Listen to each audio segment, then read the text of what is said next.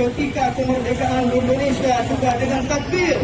Bahkan Bung Tomo mengatakan, saya tidak tahu bagaimana seandainya tidak ada kalimat takbir, bagaimana lagi saya harus membakar si bangsa untuk mengusir penjajah dari tanah Indonesia. Allahu Akbar.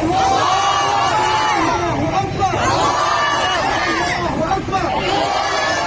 Hadirin yang dimuliakan oleh Allah. Yang pertama kita ingatkan bahwasanya ini adalah orasi damai. Tidak ada kekerasan, tidak ada tindak. Lahu linuriyahu min ayatina innahu huwas samiul basir.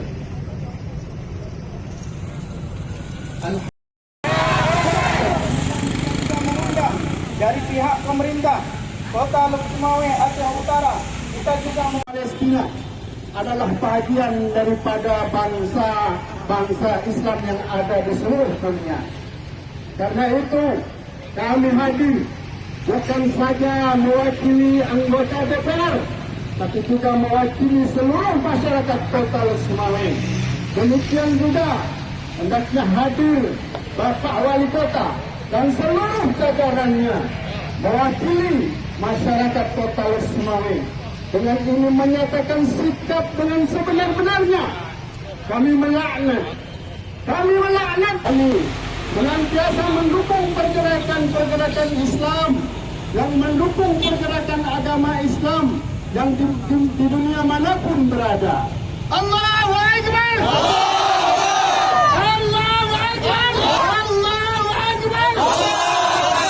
Allahu Akbar! Untuk membela agama. Perang di Palestina adalah karena kesalahan rakyat Palestina. Pembantaian yang dilakukan oleh Yahudi Israel adalah karena kesalahan rakyat Palestina. Ini sengaja juga.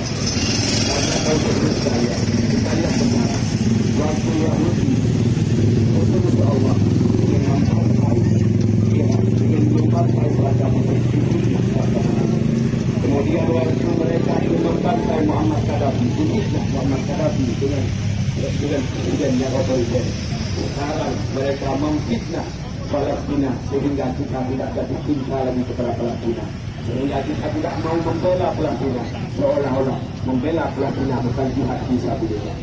Ini bukan membela Al-Aqsa. Membela Al-Aqsa adalah jihad fisabilillah. Maka untanya Mbak Lord di manusia untuk jihad fisabilillah. Siap untuk membela Al-Aqsa. Siap. Mari kita lakukan. Yahudi Israel musuh kita bersama.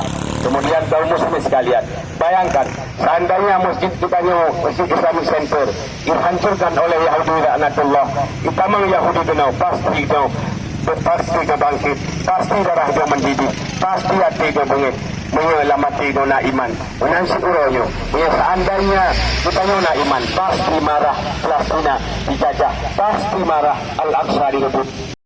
Bela Palestina. Takbir! Takbir! Takbir! Sekian.